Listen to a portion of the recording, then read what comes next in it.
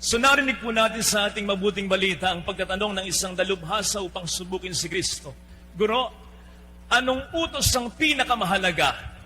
Sinabi niya, mahalin mo ang Diyos, mahalin mo ang iyong kapwa, gaya ng iyong sarili. Alam po ninyo, medyo nakapagtataka ang sagot na ito sapagkat karanasan ang magsasabi sa atin kapag tinanong ka, ano ba ang pinaka-paborito mong pagkain? Isa lang dapat ang isasagot mo. Ano ba ang pinaka-paborito mong kulay? Isa lang dapat ang sagot mo. Pero, nang si Kristo'y sumagot, kapuna-puna, dalawa. Kasi para kay Jesus, parang dalawang mukha lang ito ng isang barya. Na ang pagmamahal natin sa ating kapwa ay dapat sa pagmamahal natin sa Diyos na kaangkla.